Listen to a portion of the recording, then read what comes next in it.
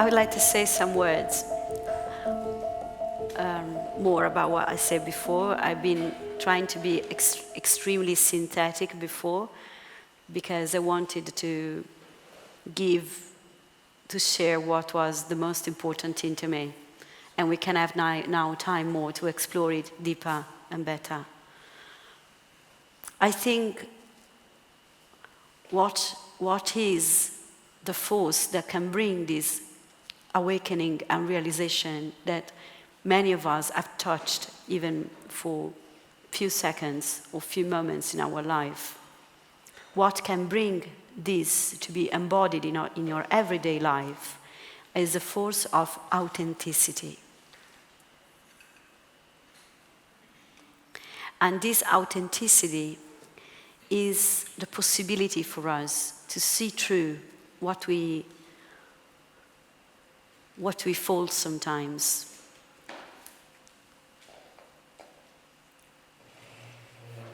To see how we defend ourselves with what we know.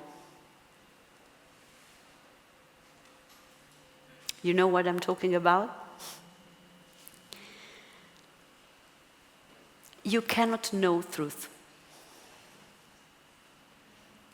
If you think you do, you're fooling yourself. So, all the accumulation of knowledge that is very useful are tips of information that you gather in your journey to delete, to cancel, to drop false information you engaged in. And in this process of true understanding, of intuitive understanding, less and less remains. Less and less informations remain. It's like the ordinary mind is consumed in this true understanding. When you truly understand something, when really you become the answer that was your questions once. In other words, where the question is able to fall in the answer and burn itself, nothing remains. This is true understanding. What we think to believe instead is that we need to have knowledge. But knowledge and understanding are not the same thing. Knowledge is accumulation of ideas. Understanding is the dissolution of answer. Knowledge belongs to the personality. Understanding belongs to your being, is your being. So, in the process of coming to know what you are, you meet a lot of knowledge. And some of this is very important to delete false information that you have accumulated about yourself. But must arrive a moment in which your understanding goes deeper than the mental level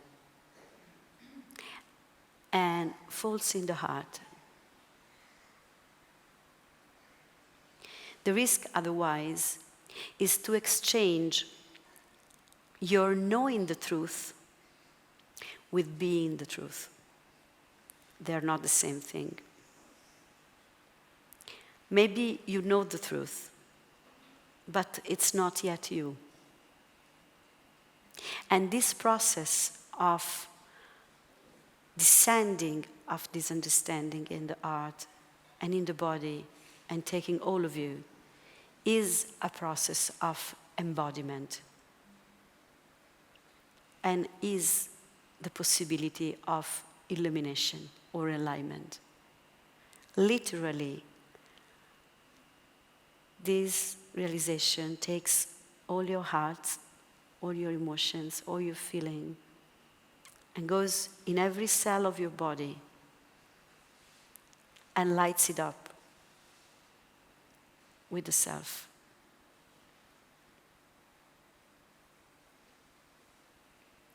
This can be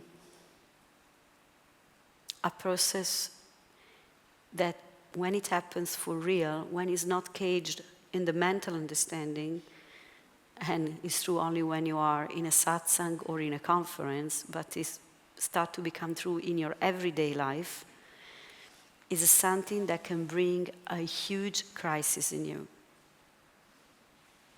I was speaking to a lady yesterday that has been in this, and her life had become quite chaotic and erratic because of it. So I'm speaking about losing this reference point in the mind and let it go deeper.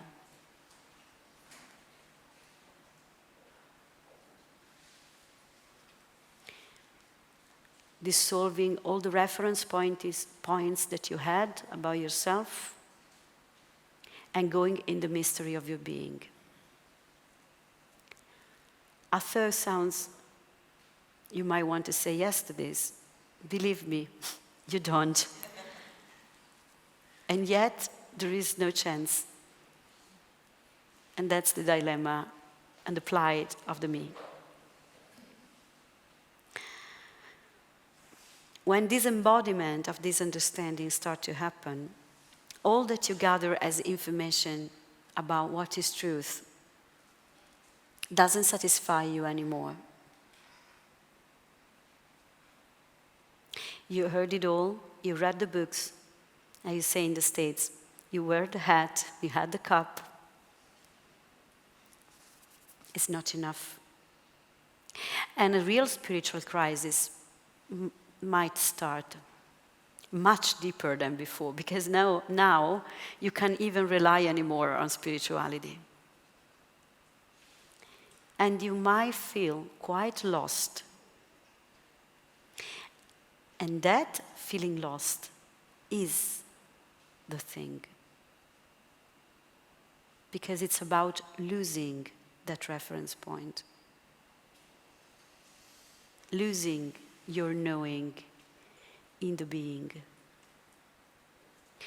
And when this carries on,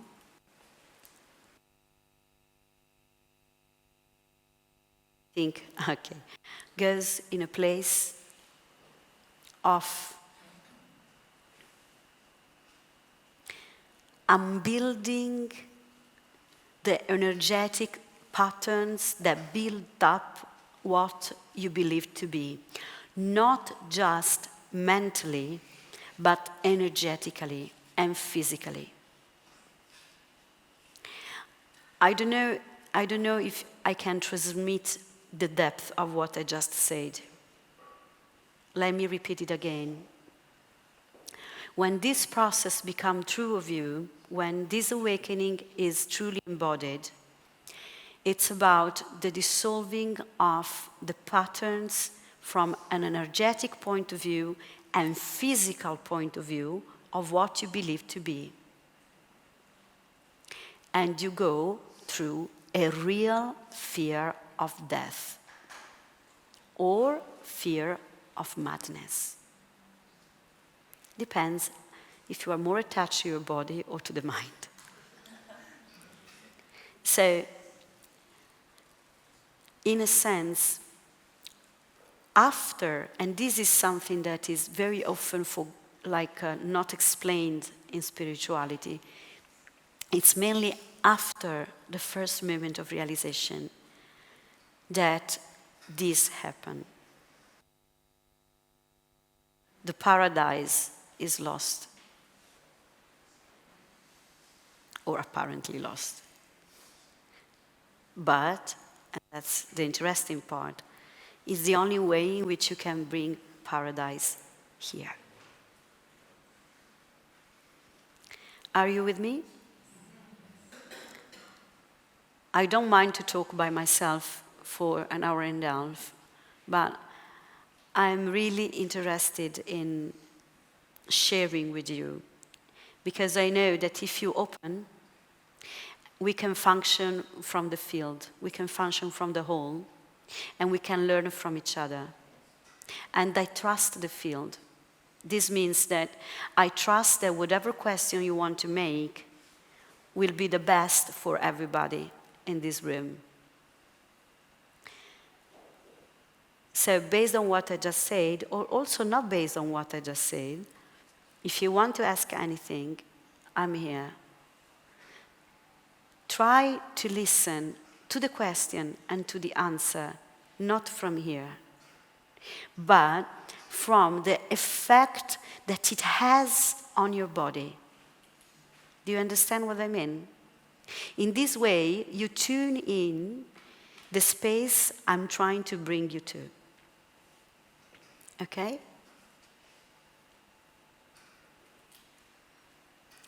I want to say a last thing. Crossing the density of matter from the light of the self is heavy. That's why you want to remain in your mind. Bringing down this recognition in the matter is dense. That's why sometimes you want to remain intellectual. Because bringing it down, and that's the immanence process I wanted to speak about, means consciously feel and recognize those unconscious patterns and work them out inside of you, awareness.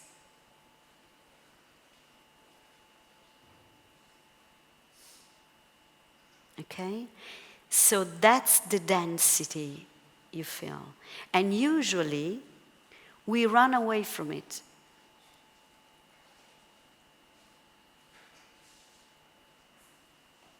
But if we are able to stay with that density, we bring the light of awareness to shine through it. And then we start to function from what the body has been built for. We haven't reached, and this is a personal conviction that I cannot support with scientific evidence, but just with personal experience, that these bodies are capable of great things. But the possibility for this becoming true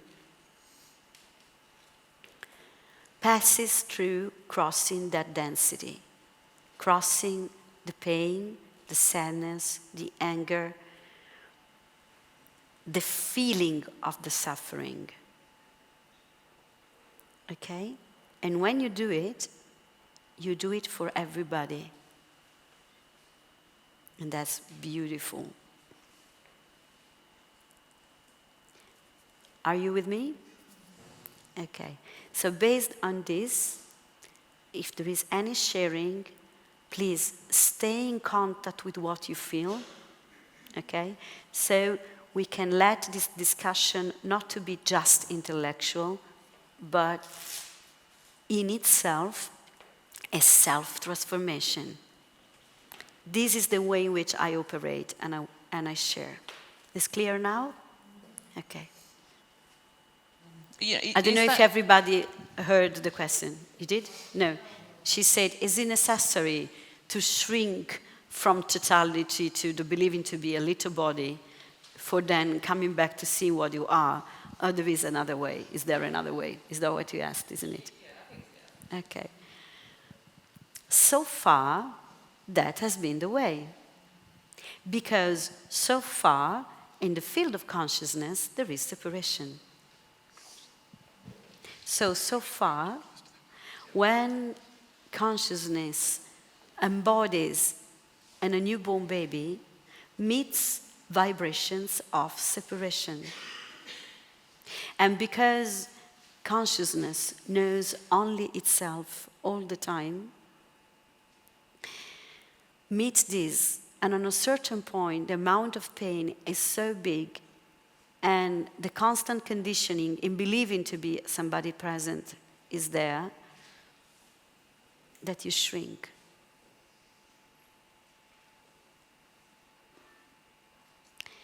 And through the suffering of it, you ask for liberation.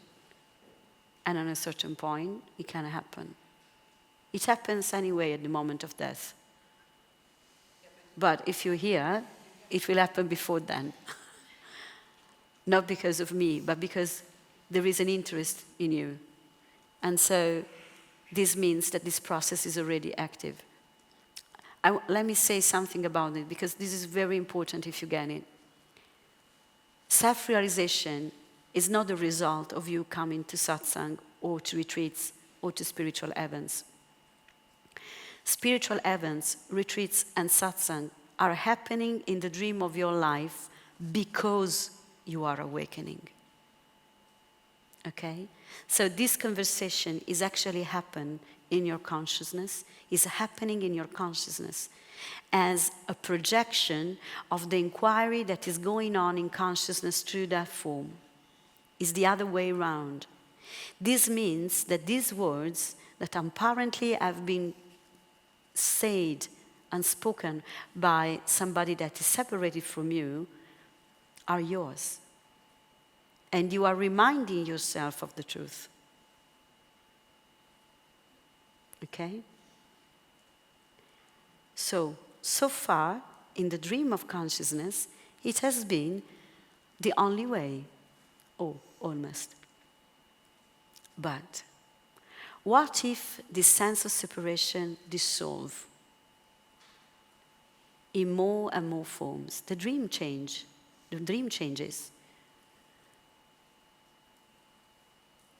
And so, children will be born in a world where the sense of separation is much less. And they will grow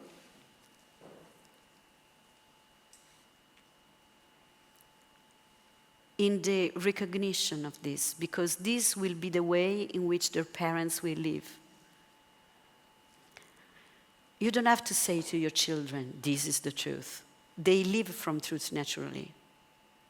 But if you don't live from truth, if you carry in yourself that sense of separation, they will feel it. And children are feeling beings, are not thinking beings. They will listen to that physical vibration that you emanate in that moment, and they will identify with it. I don't know if you have children. I haven't been blessed to be a mother, but I like children. I look at them a lot. They don't listen to what you say. Okay? They follow and imitate the way you are with them. So they are with you in the same way in which you are with them. So a new humanity is possible if we wake up. Is that answer to your question? Yes, definitely. I mean, that's kind of my hope, and that's where I think we're hopefully moving towards. Presumably, there are people or families that are kind of doing that, or yes, in that, they have moved there. Please remember that suffering is not personal, as I was pointing before. So this means that you might experience things that apparently are not yours. And this is particularly true when this process of embodiment happens. Because you're no more so caught up in your little personal stories, and you are more sensitive to the vibration of the field. I'm not an expert on Buddhism, but I believe that the Bodhisattva story comes from this. So this process of integration carries on after awakening and expand.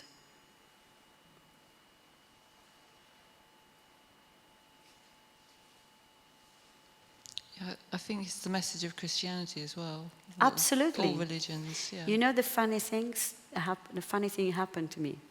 If I have a Christian, they say, that's Christianity. If I have a Sikh, say, oh, that's Kundalini Yoga. If there is a Buddhist, say, oh, Buddhist, Zen. Because truth doesn't know any religion. Say this, what I'm talking about is Christ consciousness, absolutely. But I don't use these words because otherwise people might think that I'm speaking about a religion or something that excludes another. And truth doesn't exclude anything. Truth is what includes everything, because love includes everything. But I'm with you. Yes, it's a Christian message.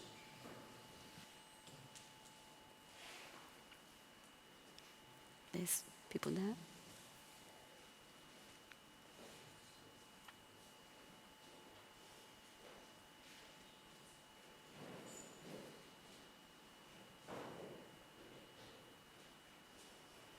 There's this lady in the front. Hello. Hello. I'm just going to start asking because I don't know how to form the question. Okay, then close your eyes and feel the question for a few seconds.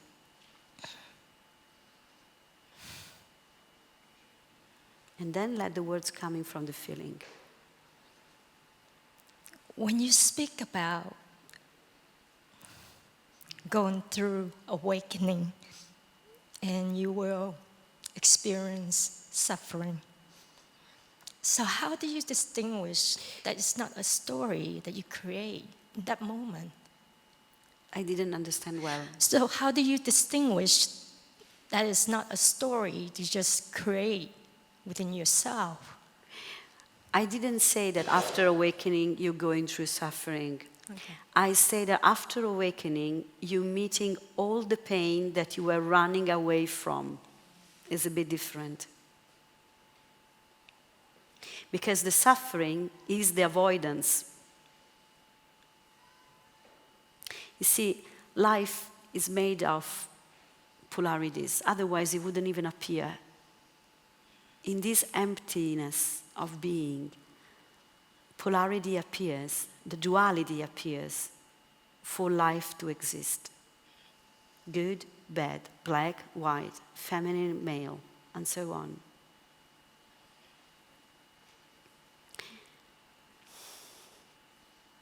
So, pleasure and pain are part of life.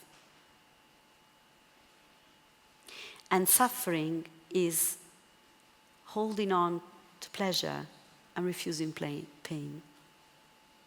So after awakening, the game of life carries on. And you understand the beauty of it, because it is like this.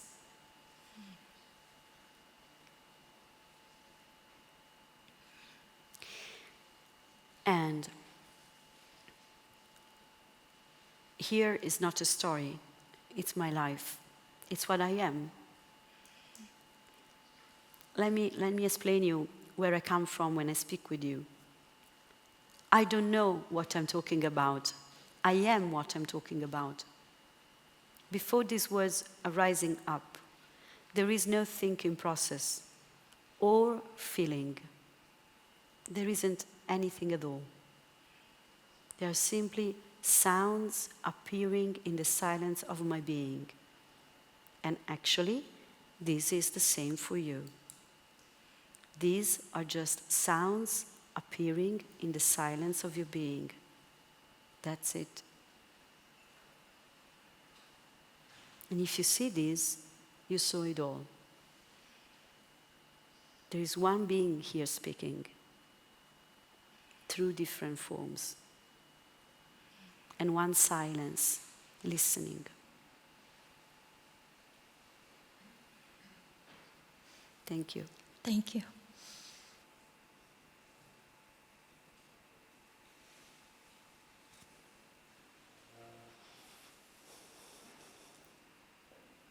There was some other hands up before, but maybe you change your mind. Hi.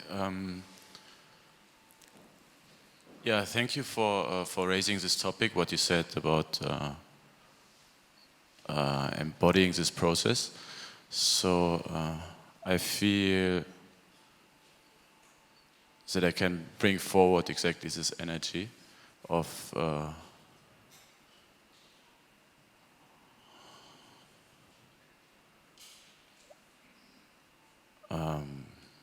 feeling that explosion inside and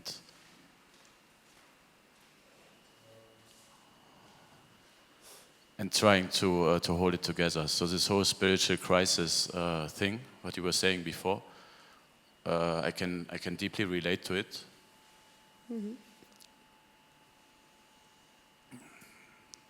Because in my daily life, very often I'm directly facing it. Mm-hmm. And then there's this moment of sadness, deep sadness, because I don't know, like, if I would really let go of everything. If I would be? If I would really let go of everything, what I would lose. If I would lose my loved ones, what would change in my life? You needed to lose everything. Not for real. Yes. But inside of you. Because all the time that you are in the belief to have something, even enlightenment, you are under the cast of ignorance.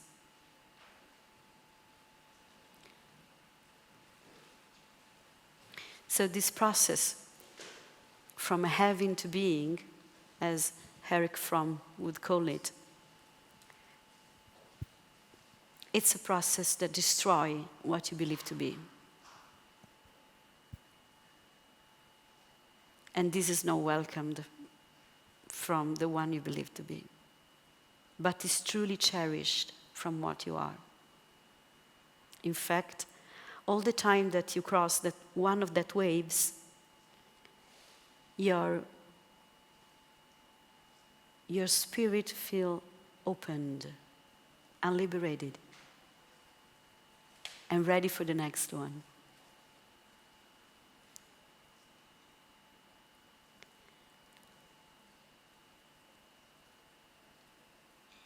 You see, those waves are created by the agitation of your mind, are created by that pushing and grabbing. And so these waves, they become very big, and sometimes they appear as a storm. And you feel lost and shaken. And through the suffering of this, something is let go. You surrender and you float. And the waves become smaller and placid. Until you are able to watch all this, not from the surface of life, but from the depth of your being, from the abyss of the silence of being. And from here, from this silence that you are, you can enjoy everything. Storms, small waves, ripples, everything. Because this is the reason why you created all this diversity. To enjoy it. This is the sense of life.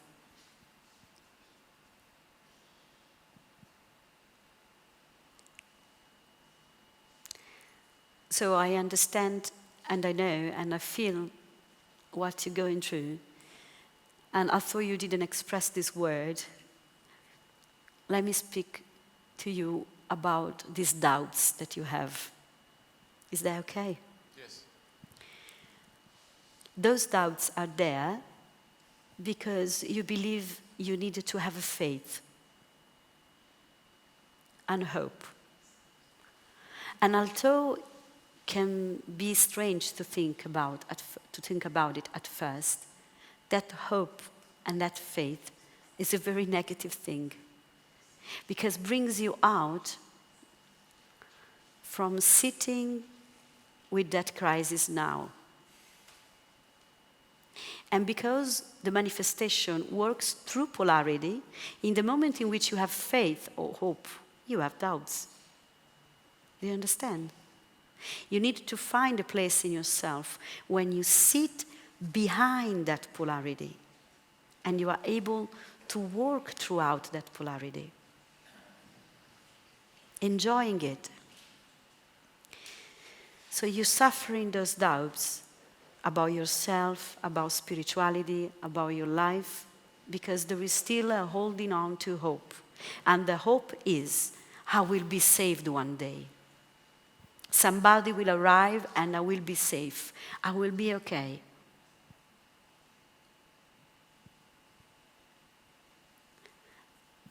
And that is like believing in Santa Claus.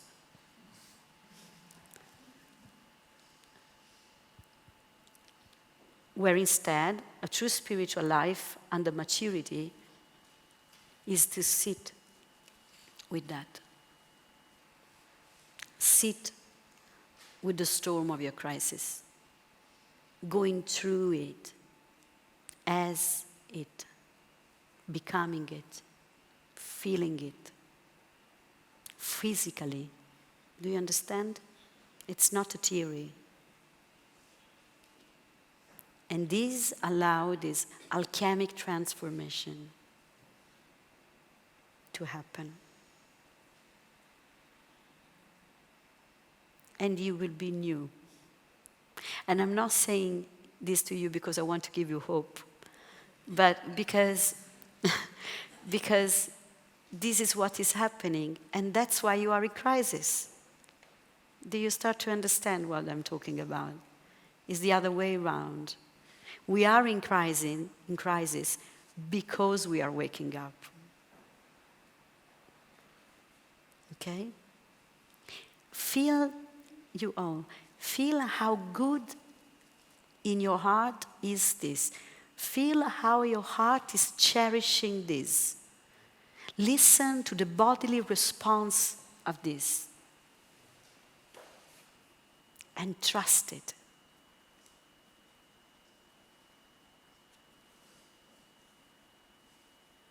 It's not coming from your mind. It's not a story. It's your body saying, yes, finally. Okay? That is the embodiment. It's a real pity that that gentleman did go away, because this was his answer, the gentleman that asked before. But he had to go diverse. He went away. Please.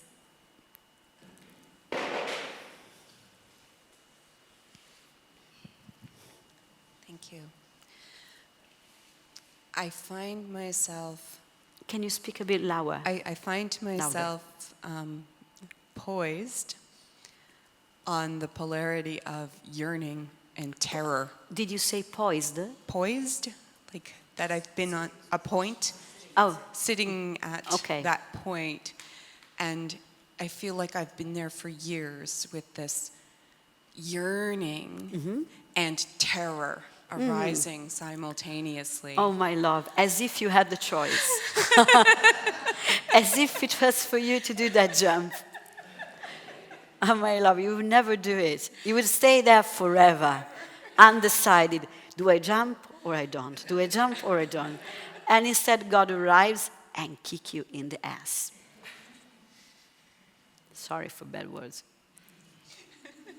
So someone will just push me off the Nay, cliff. you can call it the breath of the divine. That's why you are feeling so insecure. Let me bring you to touch the feeling that is behind your question. If you, no, keep the mic, keep the mic. If you stay with the feeling behind your question is,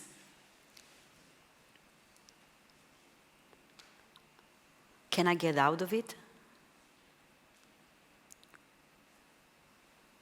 No. Yes. Both. You are already out of it. But you have to see it. That's why you can't get out of it.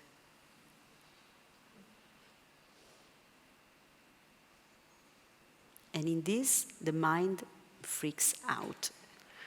I could feel before in the room, mine was like, and I thought, maybe I should finish before. Because this is a physical thing, it's real. This Kundalini, this Shakti energy, it's not something romantic in India, it's real. It's that energy that is frying in your body when you feel suffering. And it's, yes, it's going to kill you, but you will like it. Please, can you pass it in front of you to this lady? Can you speak? In this process of embodiment, yes. Will you talk a little bit about love? Love? Yes. Love or laugh? Love. Love, okay. I like the idea to speak about them together. You see, there is a beautiful saying of Nisargadatta Maharaji that I hope I remember it rightly, and says, when you see you are nothing, there is wisdom. When you see you are everything, there is love. And this process of embodiment is exactly the seeing that you are everything.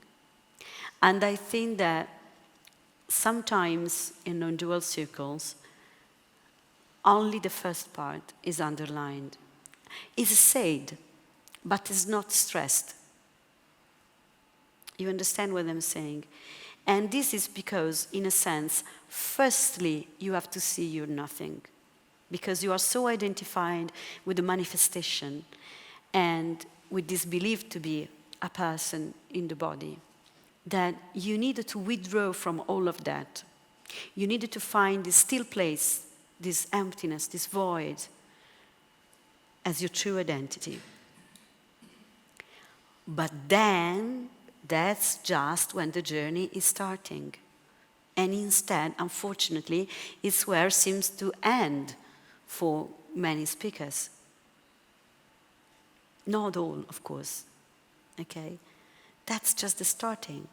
So once you have reached what you see, what you are, what you really are, once you see what you really are, from this recognition, you start to touch again the manifestation of being from this point of view.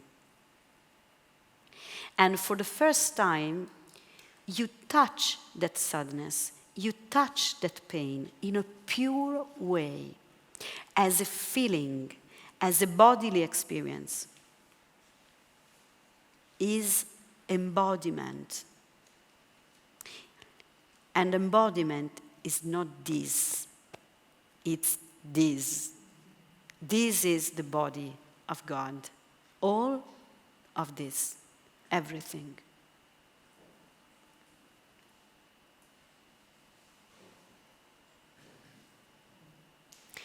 So, this embodiment is absolutely about love. Is about seeing no other but you. Enjoying it, if you can. This is my wish for you. There was somebody that raised up the hand, but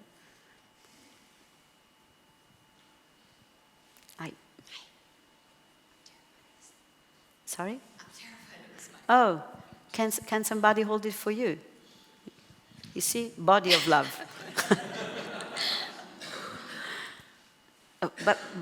Please be terrified holding it close to your mouth so I can hear you. Because the speakers are in this direction, and unless you speak in the mic, I don't hear you. So, yes, got all that. But What? if you get it, if you understand it, if you've kind of been doing it for years and years and years, then I don't know how to get off the ledge. I don't know. How do you get off the ledge? I don't know. What's the practical way of getting from this point to this point? I've been meditating since I'm 18. I've done everything I can do, I think. It's happening. Can't you see it? It's happening right now. You're breaking. Your desperation is saying, I cannot hold it anymore. I can't even hold the microphone. I cannot bring this carriage with me all the time, these luggages of myself and identities. I'm tired to be spiritual. I'm trying to meditate. I'm tired to be pure and loving, and I'm fucking tired. This is what he's saying. And this is the practical way, going through that. Do you feel better?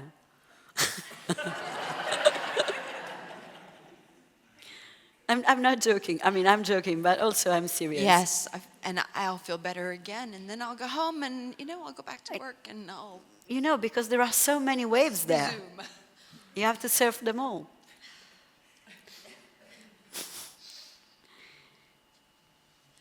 You asking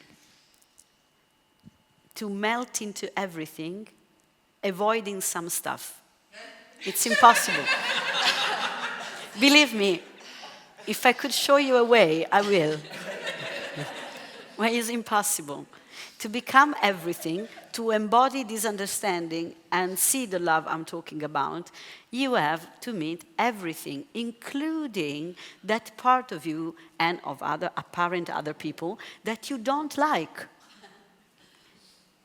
You see, it's funny because maybe there are Christians here, and now I'm quoting Christ. If they were like Buddhists, maybe I would be quoting Buddha. Christ said, or somebody that was like him said, love your friends, but love even more your enemies.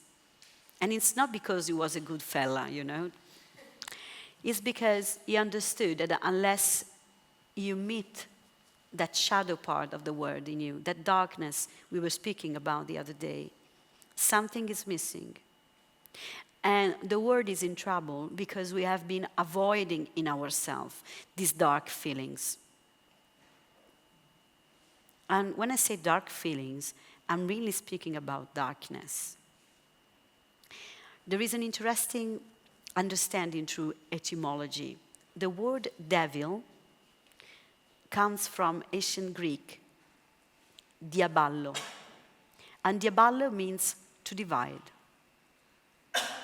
So the way to defy that devilish word, that hell you seem to be in, is to go through separation and stopping avoiding separation, stopping avoiding the feeling of separation, going through that.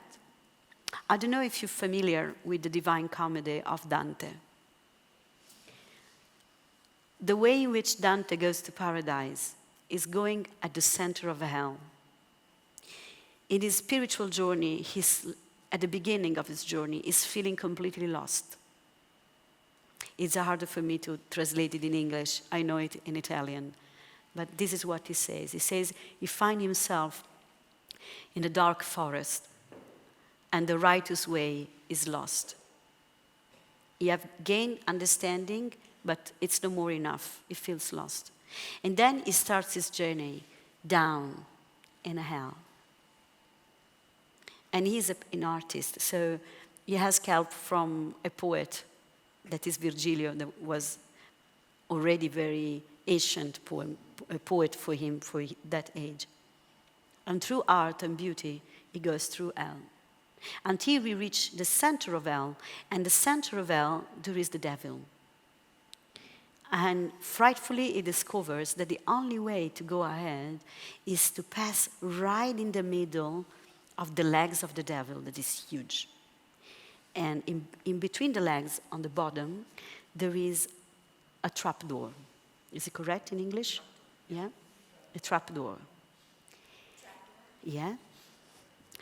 And so he said, oh my God, I don't want to go there, but he knows that's the only way. And so he reached the trapdoor and he falls. And he falls in paradise. And that's the kind of falling we're trying to avoid. And that falling, that free falling, that bottomless falling, is the coming into the openness of our being.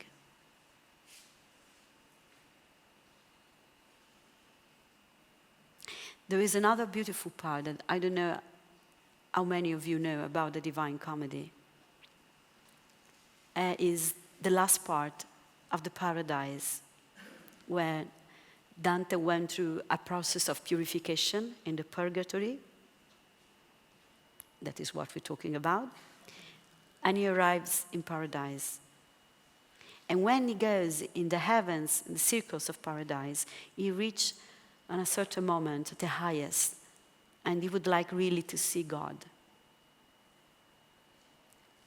And so, and that's very interesting if you look at the metaphor, he asks to the Virgin Mary, to the Madonna, that is the feminine side of God, the intuition, to show through the reflection of her eyes the face of God. Beautiful. And when he does, when he stares in the feminine part of the divine, and he looks in her eyes, he sees himself. Wow. He said it all. They don't explain it like this in school, but he says it all. And we have had in our history and in our culture enlightened masters, but they had often to hide into literature and into art because otherwise they would have been killed. So, for instance, you have Shakespeare, as many of you probably know, that says, we are just actors on the scene. We are made of the same substance of which dreams are made of. Wasn't he talking about this? You, my love, have been saying this about you, to you, since forever. And you're doing it now. For the joy of waking up through all forms.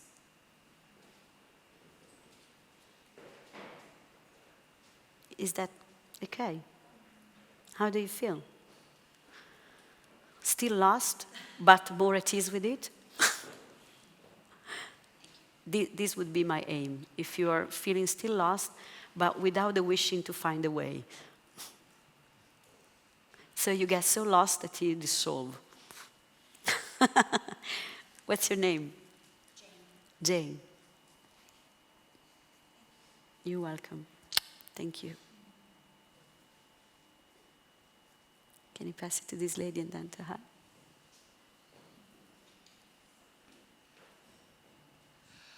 I just want to share that I can relate to her feelings. Yeah. Because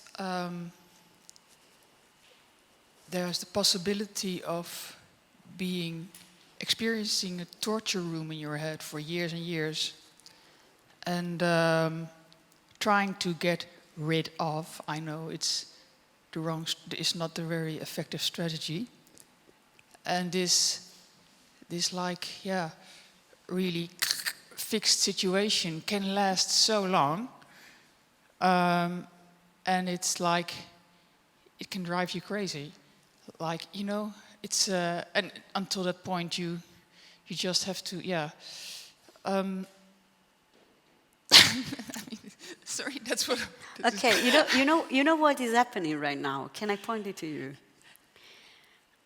You're trying to build up a rational way to describe the fragmenting of the rational mind. That's why you find it impossible. And look at your body. You're laughing about it because your body that is more connected to your spirit knows that that's the way. Isn't amazing? It's beautiful. We have so much to learn from ourselves. Thank you. Thank you. You're welcome.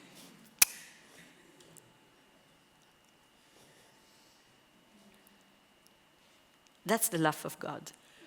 You see, we managed.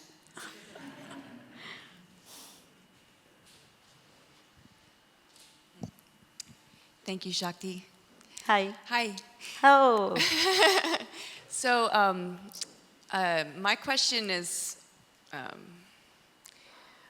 don't want to say more in the pragmatic world, but in the world of manifestation of one's highest purpose, actually, in the world. And that aligning that with the spiritual. And from my own experience, I've spent a lot of time on that journey. And still feel the struggle there. So I'm wondering if you could just speak into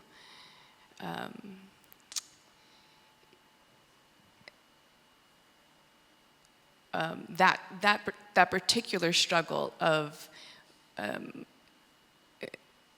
creating that one for oneself in a way that's sustainable and how that conflict sometimes comes into being, because I think it's a lot about trust of oneself, right? Mm-hmm. And trusting the journey, which I've done completely and surrendered all the time. And there's something else there. Okay.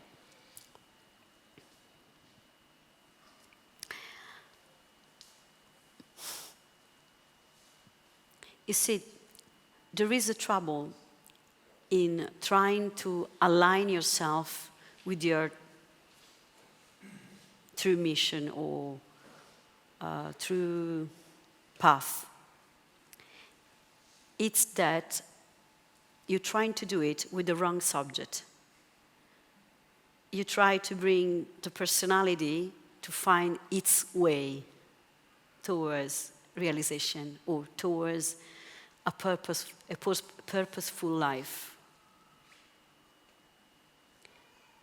Life is already living you and is already doing all it's necessary with that form to bring more light and understanding in this world.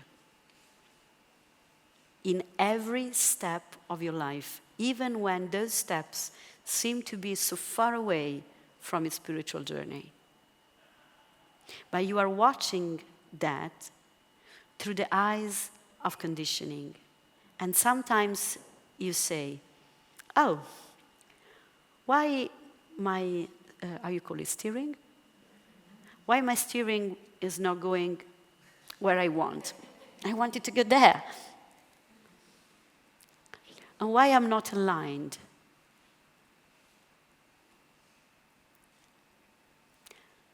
Your ideas on how should go your life have nothing to do with life. Life doesn't know anything about those ideas.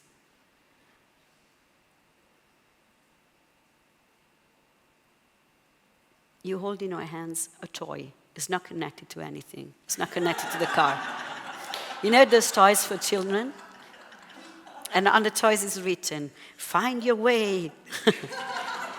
Be yourself. And underneath, love yourself. And you try to do it. And all the time, you're already lived by love. This is a surrendering. It's not something that is done from the personality. You see, the personality might think that he's doing surrendering and self-love and no judging and all the thing. And it's okay. It's not wrong. But it's not that.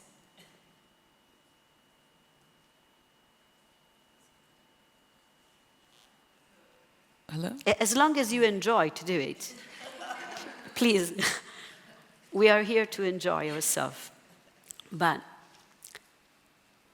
the real surrender is not done by the personality. truth, take the chairs under your bottom and say,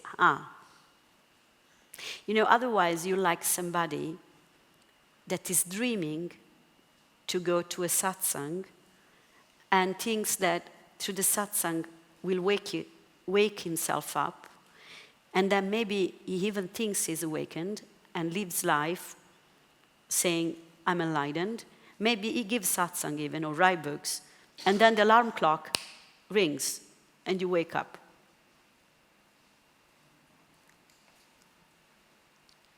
So you understand? Did you understand what I said? Yeah. Like the dream character can dream to wake up, to surrender, to self-love, to find a true alignment in his spiritual journey with life. And then the alarm rings.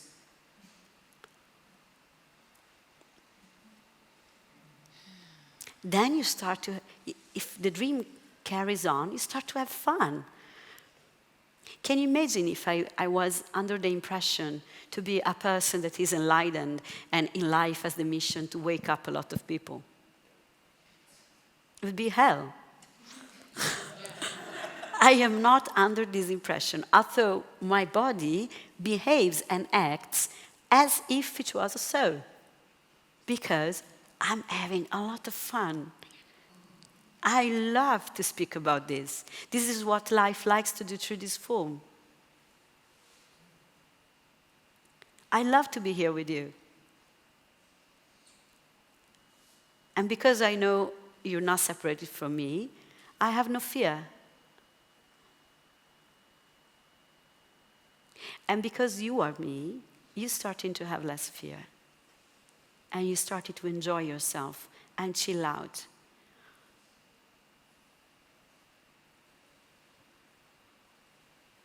Okay.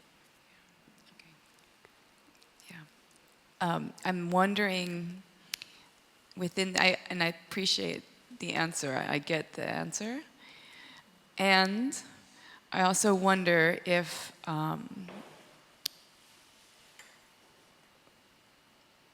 then what is the process? What is the process in this? The process appears in the dream as all the adventure and disadventures that happen in life, as a reflection of a true understanding that happens on a much deeper level than this surface appearance of consciousness.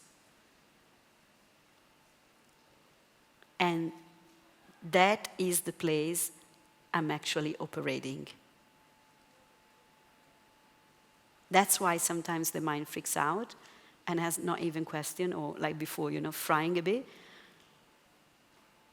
Because all this is just for entertainment.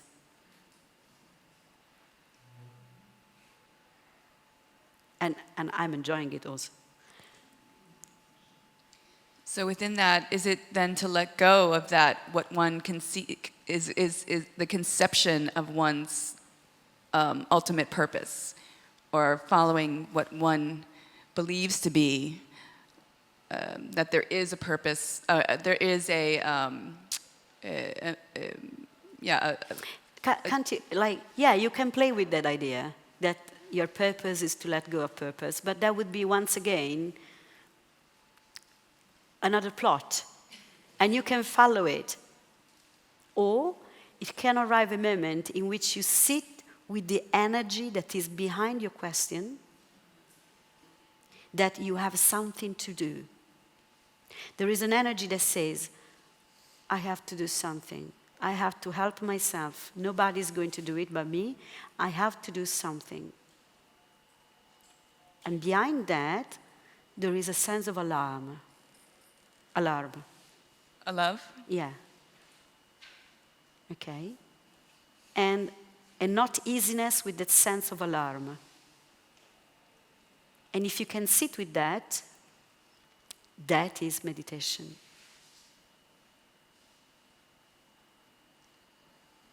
Thank you. Thank you, my love.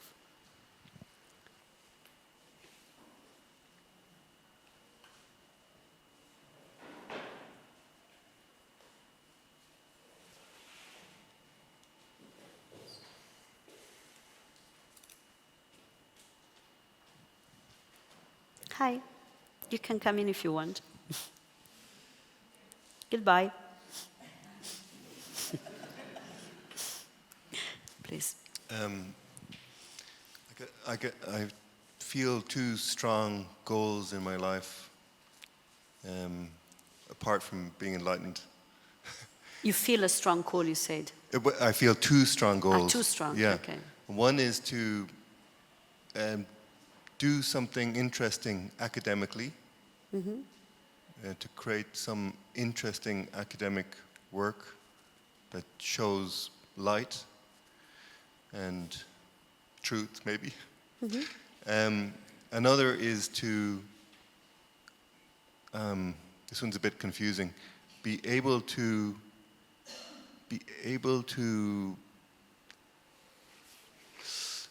flirt with lots of women and be rejected and be accepted. Okay. And it feels like there's this sense that I need to somehow accomplish those things. I need to throw myself into them, to take risks, to fail, to be more courageous. And yeah. I feel that actually you are one goal. They're not two. Okay. They appear as two because it's the same energy that is simply manifesting in two different areas. The work area and the, let's say, love relationship area. Yeah, or sex. Yeah, sex, love. Yep. What is this? There is a desire to be approved, a desire to be seen, a desire to be loved and held.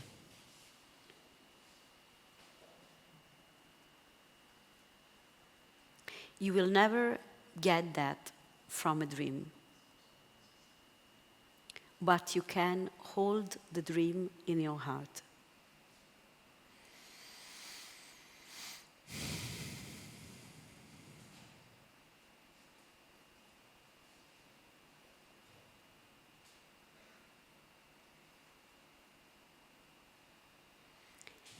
And if this happens, if you can hold all your sense of being a failure and wrong and unwanted and refused, if you can sit with that, with the pain of that believe me, is not personal. Looks so personal, is not. If you hold that, then the transformation of this will be reflected in the dream as a different dream. You don't change the dream from the dream. You change the dream from the dreamer. You're trying to ask to a reflection of yourself to love you. It's a shadow.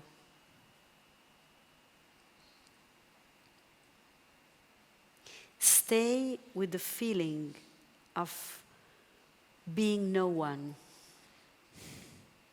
and see how this feeling to be no one can be held by your big heart.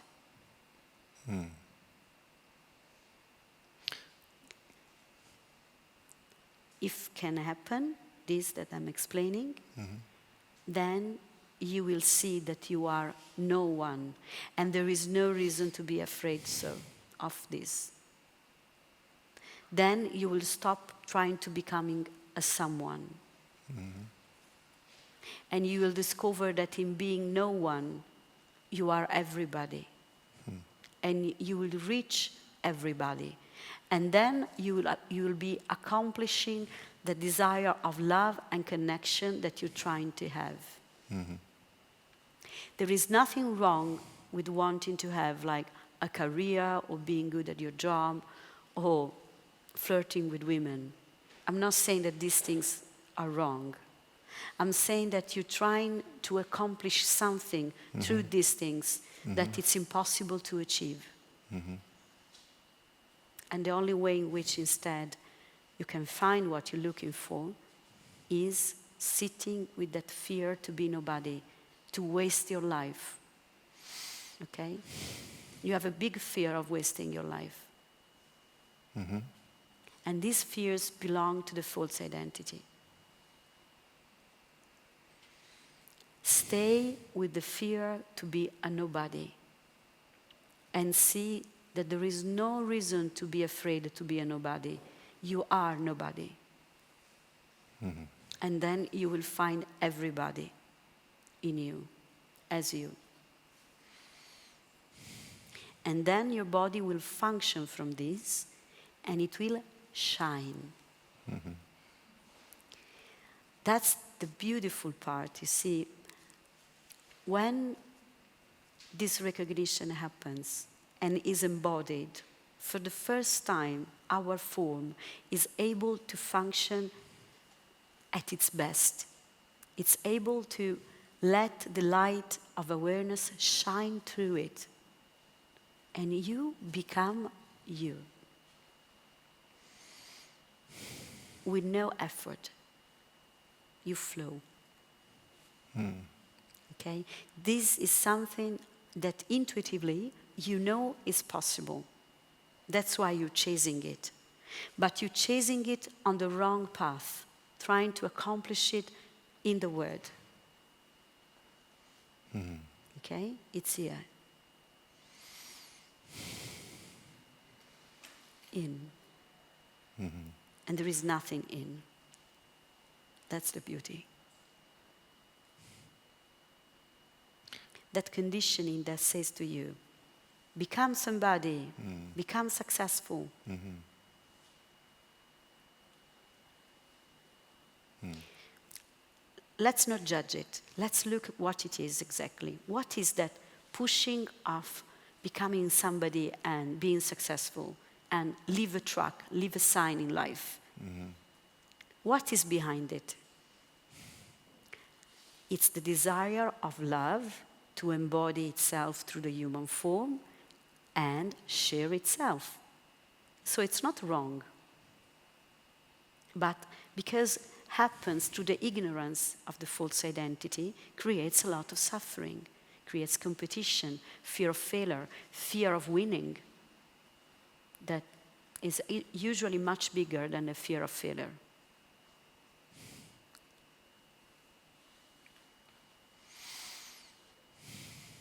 Okay? Can I ask something? Sure. Thank you very much, by the way. You're welcome. Can you notice, and I'm saying it to everybody, can you notice that when a question is sincere, is not intellectual, how is beneficial for everybody? That's why I invite you to work as a whole. You know, like yesterday afternoon was beautiful. I loved it. Thank you, Moritz and Zayat, who did it. When we work from the heart, we are beneficial for everybody, simply being ourselves.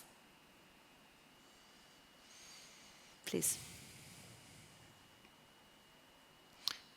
It feels like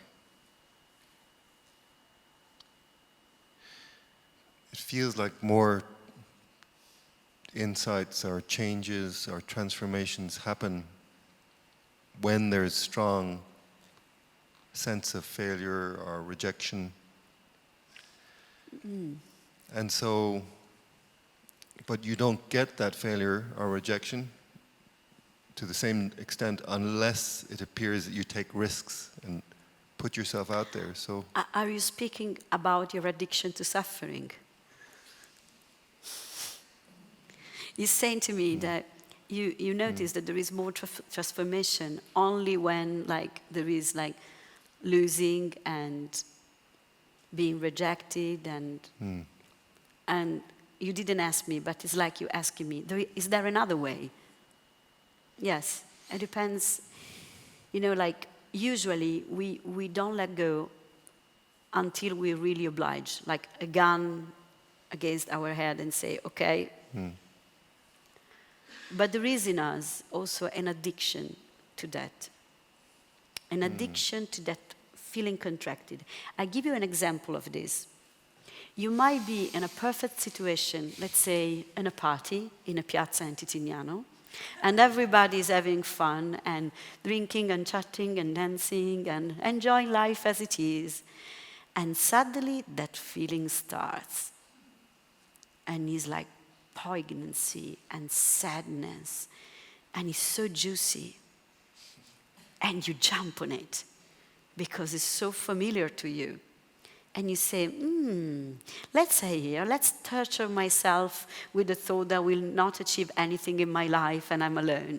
And I have no kids, no family, and nobody wants me. Oh yes, I could play with this for, let's say, 3 hours. Okay. You don't do it like this, of course. But this is what is happened. There is an attraction that we have towards suffering, towards drama. I was speaking to a lady yesterday, and she was telling me that her culture is full of drama, and so she's very attracted to it. And you notice when you do it, because it's enough like a phone call, a little thing, and then you're distracted from it, and you come back to suffering. What does it happen in that split of a second in which you forgot about your problems? Where are they in that moment? So, going through pain is not holding on to suffering. Holding on with torturous thoughts. It's a way to avoid pain. Sounds strange, but it's like this. Because we are talking about going on a deeper level than the mental one. Deeper than the story. And becoming intimate with those feelings, with that parts that we're trying to avoid all the time.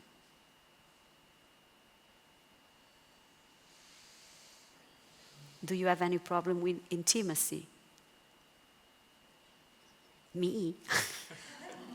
We all have. I'm joking, of course.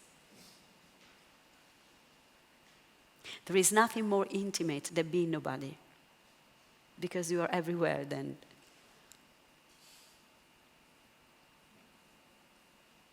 Thank you so much. Thank you for your honesty. You're very honest. Thank you. There is this lady that wanted to say something before. Is still there? I've got 2 questions actually. I work in mental health, and obviously we work with... Can you speak a bit louder? Yeah, sorry. I work in mental health. Oh. I'm very familiar with the kind of ideas of spiritual emergency. This is so relevant in mental health. Are there areas of mental health that we kind of don't respond to this? I'm probably getting really far too cognitive, etc., etc. But what do you? If I say mental health to you, what do you respond? Okay.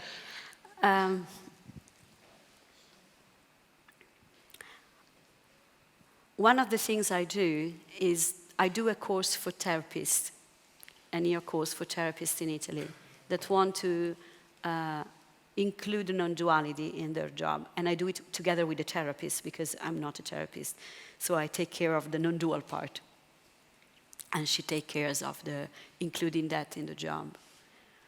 So I understand why you asked me this, because in a sense, this embodiment that I'm speaking about is what psychotherapy tries to achieve, a true integration from emptiness to everything, and the healing of the wounds of personality. So say this, I'm not a therapist, and if somebody has a psychiatric problem, I send them to the doctor. But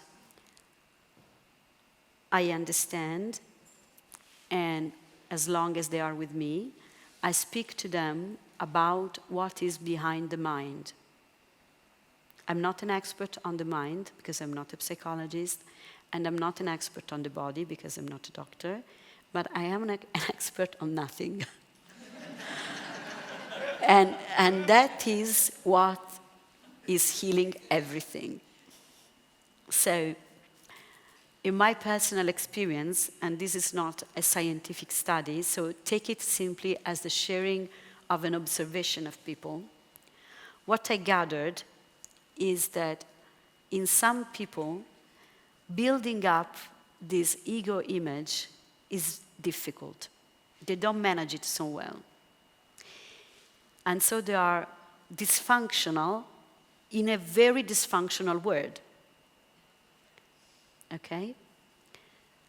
They wouldn't be so dysfunctional if the world wouldn't be so dysfunctional. So when they come across this message, two things can happen. They might see that what they are trying to find, that is peace, as all of us, is behind that fear of disgregation. Or, I'm sorry to say this, more probably they will get scared and refuse it. Because what is my understanding, but as I said, I'm not a doctor, I'm not a psychiatrist, I don't cure psychiatric people, is that what is at the base of mental illness is a failed awakening, in a sense. Arriving on the verge of the dissolving of the identity, but not being able to cope with the fact of it. And if a doctor or a therapist can understand this, and they are trained to take care of this, they can have interesting results. It's not my job. I said it already 2 times, but I want to be sure that it's clear. But I know that this is the case. The best thing that you can know as a therapist is to know that whoever is entering through your door in your studio is you. And staying with that and listen from that space. And that listening is love. And that listening will be the best medicine for them to receive. And you will for sure share a few tips and some advice and some words and maybe some medication, because they are useful for containing the side effect of all this. But the most important thing will be there, that is love. That is the most important thing. Thank you.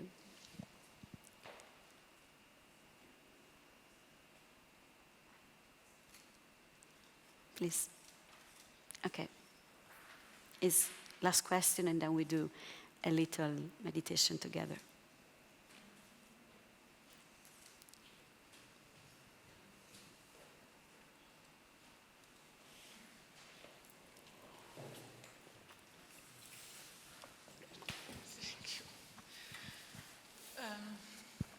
Thank you for your speaking and for your Can you speak in the microphone, please? And for your answers.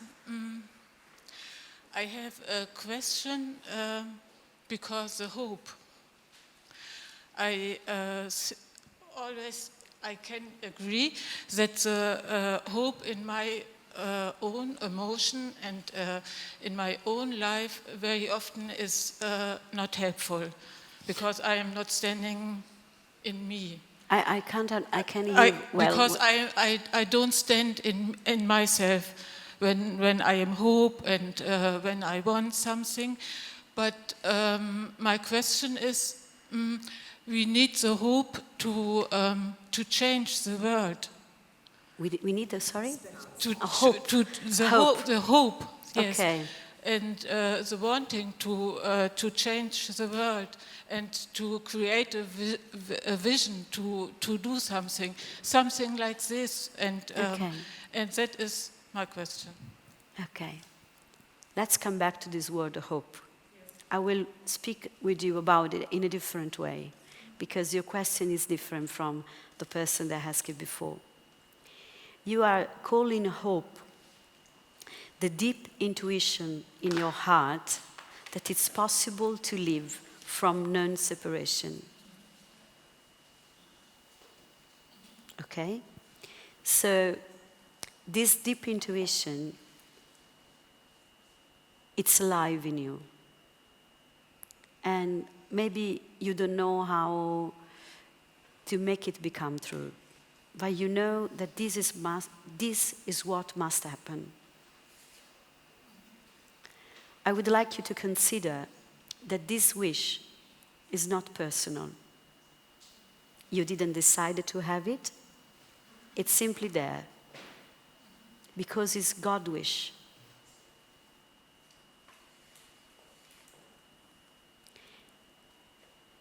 Stay present to it. Let it work through you. Let it blossom through you. In simple things. You know, we are not all called to do apparently big things. Maybe, I don't know, you are a mother or a wife, or I don't know what you do. But in your everyday life, in holding that deep wish in your heart, you are meditating the entire universe in you. There are masters in India that never meet anybody. They live their life very reclusively, alone. But they are in touch with the entire humanity. We are not here. This is the surface of the ocean. Your wish, your hope is the desire of the entire humanity to live as one.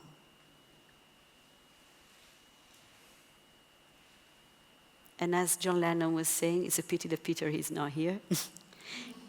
You might think I'm a dreamer, but I'm not the only one. This wish that you have is a deep prayer. And if you pray sincerely, prayer is very powerful. Not praying for something to be different, that is going in conflict with the word.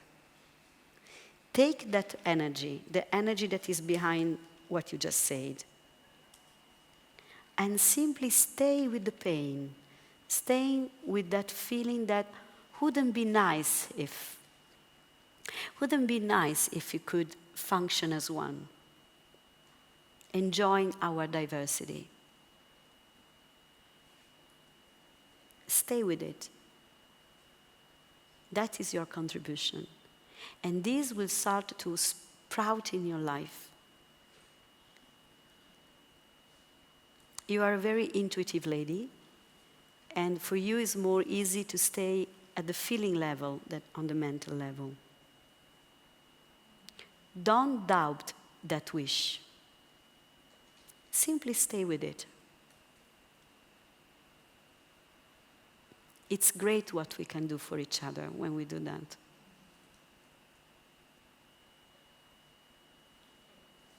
Thank you very much. Thank you for your beautiful question. And I ask you simply to close your eyes for a moment. And let's forget all the words we shared, so many.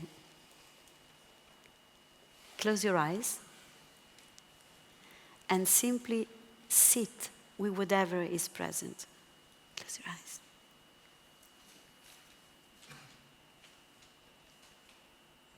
Any feeling is present. Any thought is present. Any physical sensation.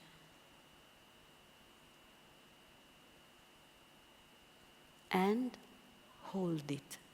Hold it in your heart.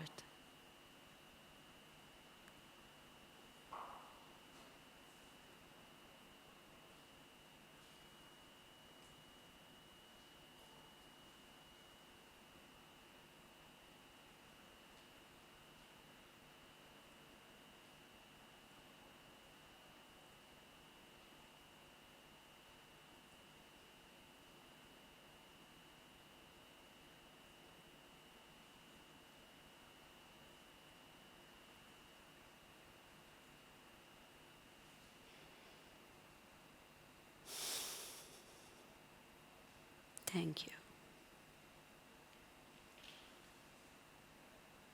You don't have to clap me. Please, hold this silence.